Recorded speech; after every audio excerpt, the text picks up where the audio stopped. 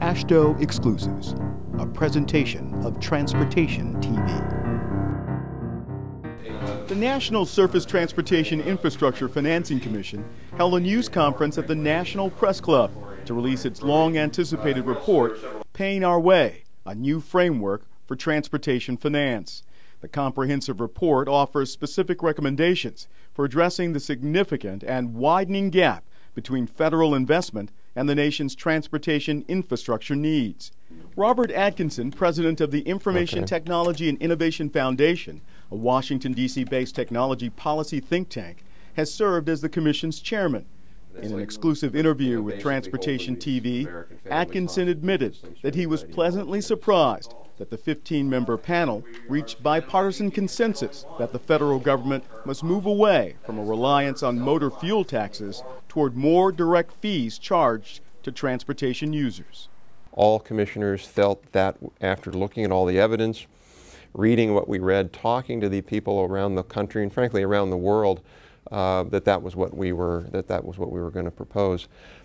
For some people who maybe were expecting us maybe to be more conservative, if you will, because a number of the members were appointed by the administration, I think the fact that we are recommending a modest increase in the gas tax, that might surprise some people. But again, you know, when you really dig down into this, as we did, and you look at it from an open mind and an objective mind, you really realize there aren't a lot of answers in the short run other than raising the gas tax a modest amount, which is what we're recommending, 10 cents, and then indexation.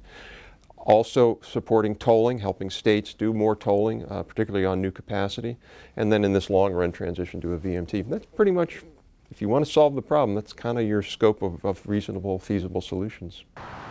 But is it realistic in today's economy to expect people to be willing and able to pay more?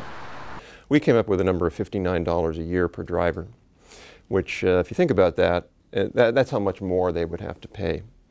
If you think about that, you know, you go to a basketball game or a baseball game, you're going to pay $59 or more just to go to the game with your family. So we're talking about increasing people's mobility in the country and safety in a very significant way for less than the price of going to a ball game. I think people don't really realize how much of a bargain they're getting in using the system.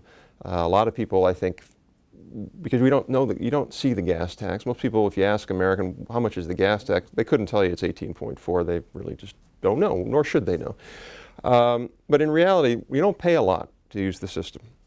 Secondly, our proposal would only bring the gas tax back to where it was more or less in '93 when it was increased, the last time it was increased. So what Americans also don't recognize is each year the gas tax goes down in real dollars. So each year the price of bread goes up, you know, the price of movies goes up, the price of you know, shoes goes up, and commensurate, actually slightly lower than people's incomes, because incomes go up faster than inflation. Gas taxes don't; they stay the same. Atkinson says he's a big supporter of public transit, and he typically rides his bike to and from work. Still, he says America must preserve its aging transportation systems: highways, bridges, tunnels, and rural roads. What happens if we don't? Because the system has gotten so deteriorated because we've just underinvested in it now for over 30 years.